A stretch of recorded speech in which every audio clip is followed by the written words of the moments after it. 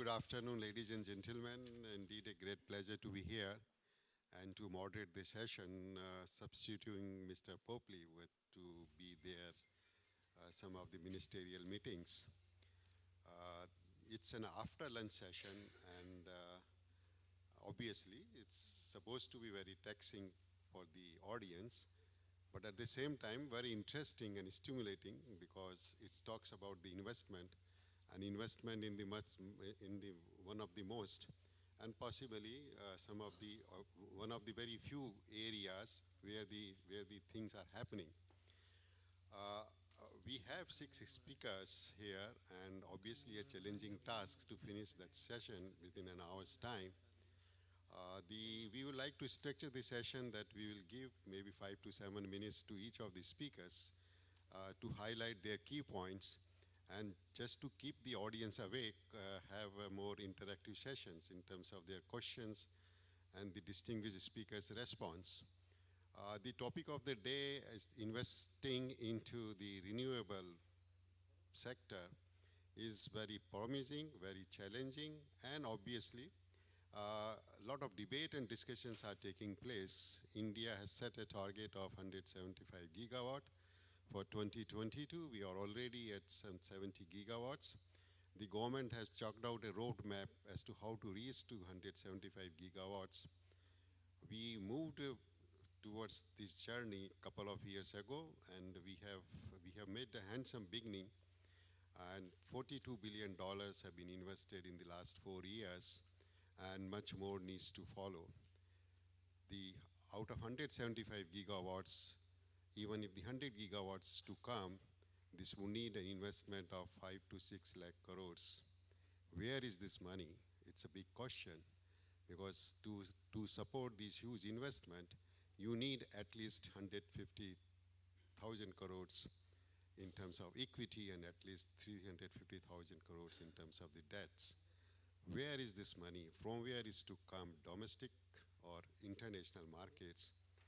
And where are the institutions to support such a huge investment into the equity and into the debt? And where are the investors? What are their priorities? How they view the risk profile of this sector? And is the risk profile conducive to the investment that should flow in, and also in terms of the scary financial institution these days?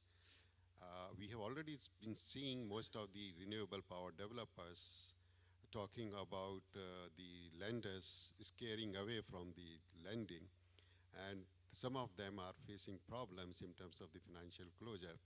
As a financial institution myself, ourselves, and we have financed more than 180 renewable power projects. Those are in our portfolio. We find that there is no dearth of money for the good projects and the good developer. What is important is that you know your project, you know yourself as a promoter, what is your risk profile, what is the risk profile of the project, and how does your risk profile and the project's risk profile meets the expectations of the lenders. And good projects and the good promoters have no dearth of money. And they have been also able to lure the investors, both the private equity players as well as the individual investors. If you look into the journey of the renewable power sector in the last 4 or 5 years, it has totally transformed from an individual-based promoters who used to be professionals. It is totally institutionalized, private equity-backed, industrial houses-backed, and also driven by those private equity players and the industrial houses. So it's a backing in terms of the equity, in terms of the capacity and capability. But the risk profile of the projects, renewable, both solar and thermals, continues to be challenging. The declining tariff rates, are they good enough? Are they viable? Are they not? That's the debate we have been in for last 1-2 years. And the answer to me is very simple. If you are able to mitigate the risk profile, if you are able to address that, then any rate and every rate is viable. And if you are not, then any rate, maybe 10 or 15 rupees, is not viable. So that many challenges, and investing into renewable energy, those looks quite simple because there are not many risks. But in the changing times, people are started debating and talking. If down the road 4 or 5 years, are we going to repeat what the thermal has has produced for us in the last 2 3 years? And that debate itself makes us a little more concerned and also look in terms of the risk around the promoters, around the project, and to see what way the investment can be made viable, the investment can be made return worthy. With that, I would now request our distinguished panelist, and may I start with